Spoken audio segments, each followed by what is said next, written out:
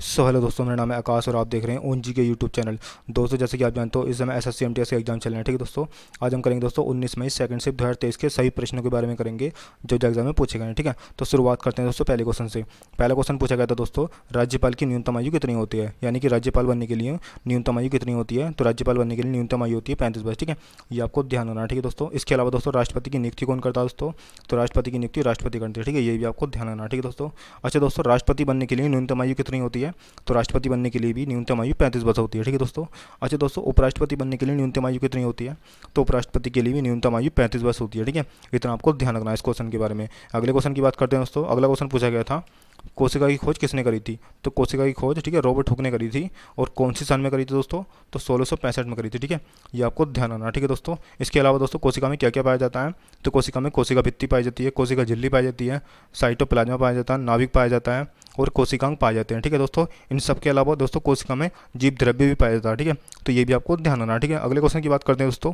अगला क्वेश्चन पूछा गया था, अनुच्छेद 21 का संबंध किससे है। तो अनुच्छेद 21 का संबंध है प्राण या देहित स्वतंत्रता से। ठीक है, इसमें आपको ध्यान रखना है। ठीक है, अगले क्वेश्चन की बात करते हैं दोस्तों। अगला क्वेश्चन पूछा गया था, अनुच्छेद 19 से लेकर 22 में क्या आता है दोस्तों। तो अनुच्छेद 19 से लेकर 22 में आते हैं स्वतंत्रता का अधिकार। ठीक है, मैंने आपको कई बार बता दिया दोस्तों, स्वतंत्रता का अधिकार अनुच्छेद 19 से लेकर 22 तक आता है। ठीक है, और दोस्तों ये मौलिक अधिकारों को भाग है। ठीक है, ये भी आपको ध्यान रखना है। ठीक है, वर्तमान में दोस्तों कितने मौलिक अधिकार हैं। तो वर्तमान में 6 मौलिक अधिकार हैं। ठीक है, पहले दोस्तों 7 मौलिक अधिकार हुआ करते थे, लेकिन वर्तमान में 6 मौलिक अधिकार रह गए हैं। ठीक है, एक संपत्ति के अधिकार को हटाकर मतलब संपत्ति के अधिकार को हटाकर कानूनी अधिकार में डाल दिया गया है। ठीक है, अनुच्छेद 300A में डाल दिया गया है।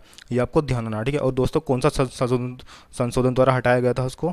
तो वो था, कौन सा था दोस्तों, वो था 44वां संविधान संशोधन, जो कि 1978 में हुआ था। ठीक है, ये भी आपको ध्यान रखना है। ठीक है दोस्तों। इसके अलावा दोस्तों जो मौलिक अधिकार है ना, कौन कौन से हैं दोस्तों। तो एक तो है समता या समानता का अधिकार। ठीक है, जो कि 14 से लेकर 18 तक आता है। ठीक है, इसके अलावा दोस्तों स्वतंत्रता का अधिकार, जो कि 19 से लेकर 22 तक आता है। ठीक है, इसके अलावा दोस्तों शोषण के खिलाफ अधिकार, जो कि 23 से लेकर 24 तक आता है। ठीक है दोस्तों, इनको याद कर लेना है। ठीक है, आने वाली शिफ्टों में दोस्तों मोस्ट इंपोर्टेंट क्वेश्चन बनने वाले हैं, और दोस्तों मैं हर बार कराता हूँ आपको ये क्वेश्चन। ठीक है, इसके अलावा दोस्तों धर्म की स्वतंत्रता का अधिकार किस में आता है। तो अनुच्छेद 25 से लेकर 28 तक आता है। ठीक है, इसके अलावा दोस्तों संस्कृति और शिक्षा संबंधित अधिकार किस में आते हैं। तो ये अनुच्छेद 29 से लेकर 30 तक आते हैं। ठीक है दोस्तों, इसके अलावा दोस्तों संवैधानिक उपचारों का अधिकार किस में आते हैं। तो ये अनुच्छेद 32 में आते हैं। ठीक है, तो इतना आपको ध्यान रखना इस क्वेश्चन के बारे में। अगले क्वेश्चन की बात करते हैं दोस्तों। अगला क्वेश्चन पूछा गया था, नागरिकता किस देश के संविधान से ली गई है। तो नागरिकता ब्रिटेन के संविधान से ली गई है। ठीक है, ये आपको ध्यान रखना है। ठीक है दोस्तों, इसके अलावा दोस्तों बात करते हैं मौलिक अधिकार कहाँ से लिए गए हैं। तो मौलिक अधिकार अमेरिका के संविधान से लिए गए हैं। ठीक है, ठीक है दोस्तों, और मौलिक अधिकारों को, ठीक है, मैग्ना कार्टा के नाम से भी जाना जाता है। ये भी आपको ध्यान रखना है। ठीक है, अच्छा दोस्तों मौलिक कर्तव्य कहाँ से लिए गए हैं। तो रूस से लिए गए हैं। ठीक है, मौलिक कर्तव्य। अच्छा दोस्तों वर्तमान में मौलिक कर्तव्य की संख्या कितनी है। तो वर्तमान में मौलिक कर्तव्य की संख्या 11 है। ठीक है, ये आपको ध्यान रखना है। ठीक है, और दोस्तों 11वां मौलिक कर्तव्य कौन सा है। तो 11वां मौलिक कर्तव्य है 6 से लेकर 14 वर्ष के बच्चों के लिए निःशुल्क शिक्षा। ठीक है, ठीक है दोस्तों, इसके अलावा दोस्तों राज्य के नीति निर्देशक तत्व कहाँ से लिए गए हैं। तो ये आयरलैंड के संविधान से लिए गए हैं। ठीक है, ये भी आपको ध्यान रखना है। ठीक है, इसके अलावा दोस्तों राष्ट्रपति का पद कहाँ से लिया गया है। तो राष्ट्रपति का पद ब्रिटेन के संविधान से लिया गया है। ठीक है दोस्तों, इसके अलावा दोस्तों राष्ट्रपति के निर्वाचन की विधि कहाँ से ली गई है। तो राष्ट्रपति के निर्वाचन की विधि आयरलैंड के संविधान से ली गई है। ठीक है, राष्ट्रपति का पद ब्रिटेन के संविधान से और राष्ट्रपति के निर्वाचन की विधि आयरलैंड के संविधान से। ठीक है, तो इतना आपको ध्यान रखना है। अगले क्वेश्चन की बात करते हैं दोस्तों। अगला क्वेश्चन ट्रॉफी से संबंधित पूछा गया था। ठीक है, अब दोस्तों क्या क्वेश्चन पूछा गया था ये तो मुझे नहीं पता चल पाया। ठीक है, तो मैं आपको फुटबॉल से संबंधित ट्रॉफी बता देता हूँ। ठीक है, फुटबॉल से संबंधित ट्रॉफी कौन कौन सी होती है दोस्तों। तो रॉबर्ट्स कप होता है, संतोष ट्रॉफी होती है, ठीक है, सुब्रतो ट्रॉफी होती है, डूरेंट कप होता है, आशुतोष कप होता है और एक होता है मनरेगा कप। ठीक है दोस्तों, मनरेगा कप पूछा गया कप था। ठीक है आपका। ठीक है दोस्तों, इसके अलावा दोस्तों क्रिकेट से संबंधित ट्रॉफी कौन कौन सी होती हैं। तो क्रिकेट से संबंधित ट्रॉफी होती है रणजी ट्रॉफी। ठीक है, ये आपको ध्यान रखना। ठीक है, Ranji trophy, Dilip trophy, Vijay Hazare trophy, Deodhar trophy और ईरानी ट्रॉफी। ठीक है, ये आपको ध्यान रखना। ठीक है दोस्तों, अगला क्वेश्चन पूछा गया था, करो या मरो का नारा किसने दिया था। दोस्तों कमेंट बॉक्स करके बताना ये क्वेश्चन पूछा गया था या नहीं। ठीक है, लेकिन हम फिर भी पढ़ लेते हैं इसको। तो करो या मरो का नारा दिया गया था महात्मा गांधी ने। ठीक है, ठीक है दोस्तों, कमेंट करके बताना ये क्वेश्चन दिया गया था नहीं दिया गया था।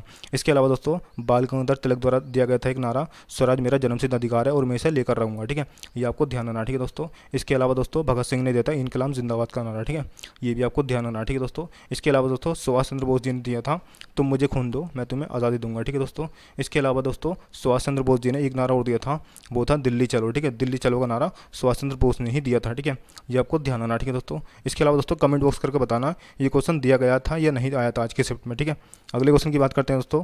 अगला क्वेश्चन पूछा गया था, औरंगजेब की बीवी का मकबरा किसने बनवाया था दोस्तों। ये क्वेश्चन आया था। ठीक है, औरंगजेब की बीवी का मकबरा किसने बनवाया था दोस्तों। तो औरंगजेब के बेटे आजम शाह ने बनवाया था। ठीक है, ये आपको ध्यान रखना। ठीक है दोस्तों, आजम शाह ने बनवाया था, ठीक है। ये आपको ध्यान रखना है, ठीक है दोस्तों। आजम शाह कौन थे दोस्तों? तो औरंगजेब के बेटे थे और शाहजहां के पोते थे, ठीक है। ये भी आपको ध्यान रखना है, ठीक है दोस्तों। अच्छा दोस्तों, बीबी का मकबरा जो है, बीबी के मकबरे की पहचान देश में दूसरे ताजमहल के रूप में होती है, ठीक है। ये भी आपको ध्यान रखना है, ठीक है दोस्तों। अच्छा दोस्तों, बीबी का मकबरा किस राज्य में स्थित है? तो महाराष्ट्र के औरंगाबाद में स्थित है, ठीक है। ये भी आपको ध्यान रखना है, ठीक है दोस्तों। अच्छा दोस्तों, औरंगजेब की बीवी का नाम क्या था? तो औरंगजेब की बीवी का नाम था दिलरास बानो बेगम, ठीक है। दिलरास बानो बेगम औरंगजेब की बीवी का नाम था, ठीक है। और औरंगजेब के बेटे का नाम क्या था? तो ठीक है, नाम था उनका आजम, ठीक है, आजम शाह था, जिन्होंने बीबी का मकबरा बनवाया था, ठीक है। अगले क्वेश्चन की बात करते हैं दोस्तों। इसके अलावा दोस्तों बाबर का मकबरा कहाँ पर है? तो इसका हो जाएगा काबुल, ठीक है। बाबर का मकबरा काबुल में, ठीक है दोस्तों। इसके अलावा दोस्तों हुमायूं का मकबरा कहाँ पर है? तो दिल्ली में है, ठीक है। इसके अलावा दोस्तों अकबर का मकबरा कहाँ पर है? तो अकबर का सिकंदराबाद में, ठीक है। इसके अलावा दोस्तों जहांगीर का मकबरा कहाँ पर है? तो जहांगीर का मकबरा लाहौर में, ठीक है। तो इतना आपको ध्यान रखना है। अगले क्वेश्चन की बात करते हैं दोस्तों। अगला क्वेश्चन पूछा गया था, केलुचरण महापात्रा का संबंध किस नृत्य से है दोस्तों? तो ये ओडिसी नृत्य से संबंधित है, ठीक है। ये आपको ध्यान रखना है, ठीक है दोस्तों। और इनका जन्म कहाँ पर हुआ? तो उड़ीसा राज्य में इनका जन्म हुआ, ठीक है दोस्तों। इसके अलावा दोस्तों बात करते हैं भरतनाट्यम से संबंधित जितने भी व्यक्ति हैं, मैं आपको सारे बताता हूँ, ठीक है। क्योंकि दोस्तों भरतनाट्यम से संबंधित जितने जितने भी व्यक्ति हैं वो महत्वपूर्ण है, ठीक है दोस्तों। पहले समझते हैं भरतनाट्यम कहाँ का शास्त्रीय नृत्य है। तो भरतनाट्यम दोस्तों तमिलनाडु का शास्त्रीय नृत्य है, ठीक है दोस्तों। अब दोस्तों बात करते हैं हम इनसे संबंधित कौन कौन से व्यक्ति हैं। तो पद्म सुब्रमण्यम, ठीक है, याद रखना आपको। वो एक है अलारमेल बिल्ली, ठीक है, ये भी आपको याद रखना आपको। एक है दोस्तों यामिनी कृष्णमूर्ति, ठीक है, ये याद रखना आपको। इसके अलावा दोस्तों अनीता, ठीक है, अनीता रत्नम याद रखना आपको, ठीक है। एक दोस्तों मृणाली साराभाई याद रखना, ठीक है आपको। इसके अलावा दोस्तों मल्लिका साराभाई याद रखना आपको। मीनाक्षी सुंदरम याद रखना, ठीक है, मीनाक्षी सुंदरम पिल्लई, ठीक है।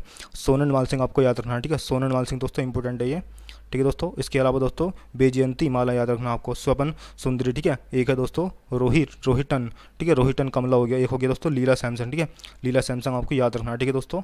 एक लीला सैमसन और एक है सोनाली मानसिंह, ठीक है। इन दोनों को आपको याद रखना है, ठीक है दोस्तों। इसके अलावा दोस्तों बाला सरस्वती को भी याद रखना है, ठीक है। ठीक है दोस्तों, बात करते हैं अगले क्वेश्चन की। अगले क्वेश्चन की, ठीक है, मोहिनीअट्टम से संबंधित हम देखते हैं कौन कौन से व्यक्ति हैं, ठीक है। तो मोहिनीअट्टम सबसे पहले समझते हैं कहाँ का शास्त्रीय नृत्य है दोस्तों। तो मोहिनीअट्टम केरल का शास्त्रीय नृत्य है, ठीक है। इसके अलावा दोस्तों केरल का है कथक भी है, ठीक है, कथक भी शास्त्रीय नृत्य भी केरल का ही है, ठीक है। ये आपको ध्यान रखना, ठीक है दोस्तों। और कथकली, सॉरी दोस्तों, कथकली केरल का है, कथक उत्तर प्रदेश का है, ठीक है। इसको ठीक कर लेना, ठीक है। कथकली केरल का है और कथक जो है वो उत्तर प्रदेश का है, ठीक है।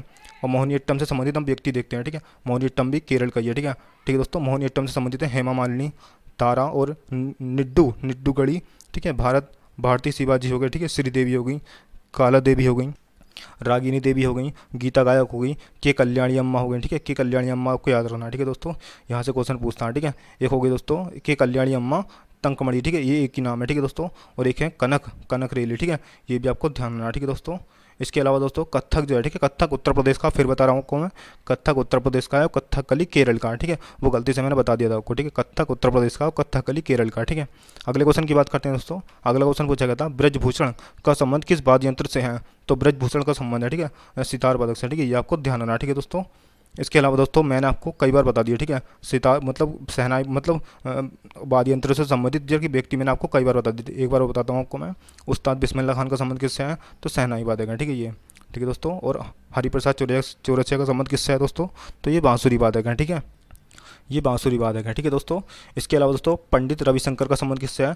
तो ये सितार वादक है, ठीक है। इसके अलावा दोस्तों उस्ताद जाकिर हुसैन का संबंध किससे है? तो ये तबला वादक है, ठीक है। इसके अलावा दोस्तों पंडित शिव कुमार शर्मा का संबंध किससे है दोस्तों? तो ये संतूर वादक है, ठीक है। इसके अलावा दोस्तों उस्ताद असद अली खान का संबंध किससे है? तो ये वीणा वादक है, ठीक है। उसके अलावा दोस्तों अमजद अली खान का संबंध किससे है? तो ये सरोद वादक है, ठीक है। ये भी आपको ध्यान रखना, ठीक है। अगले क्वेश्चन की बात करते हैं दोस्तों। अगला क्वेश्चन पूछा गया था, अगला क्वेश्चन संस्कृत भाषा से संबंधित पूछा गया था, ठीक है। तो संस्कृत भाषा से संबंधित, ठीक है, ठीक है दोस्तों, ये क्वेश्चन पूछा गया था। तो इसका हो जाएगा इंडो आर्यन जनजाति ने किया था, ठीक है। इसका जो शुभारंभ किया था संस्कृत भाषा का तो इंडो आर्यन जनजाति द्वारा किया गया था, ठीक है। ये आपको ध्यान रखना, ठीक है। अगले क्वेश्चन की बात करते हैं दोस्तों। अगला क्वेश्चन कमेंट बॉक्स में बताना दोस्तों ये क्वेश्चन पूछा गया था या नहीं। सबसे सफल योजना कौन सी रही थी दोस्तों? इस तरह से क्वेश्चन पूछा गया था। तो मैं आपको बताता हूँ छठी पंचवर्षीय योजना थी जो कि 1980 से 1985 तक चली थी और ये सबसे सफल योजना के रूप में जानी जाती है, ठीक है। ये आपको ध्यान रखना, ठीक है। अगले क्वेश्चन में पूछा गया था दोस्तों नाबार्ड से संबंधित प्रश्न पूछा गया था, ठीक है। तो मैं आपको नाबार्ड की फुल फॉर्म बता देता हूँ। National bank for agriculture and rural development, ठीक है, national bank for agriculture and rural development, ठीक है दोस्तों। इसकी स्थापना कब हुई थी दोस्तों? तो इसकी स्थापना 1982 में हुई थी, ठीक है। और इसका हेडक्वार्टर कहाँ पर है? तो इसका हेडक्वार्टर मुंबई में है, ठीक है। ये भी आपको ध्यान रखना है, ठीक है। अगले क्वेश्चन की बात करते हैं दोस्तों। अगला क्वेश्चन पूछा गया था a brief history of time, ठीक है, a brief history of time पुस्तक के लेखक कौन है?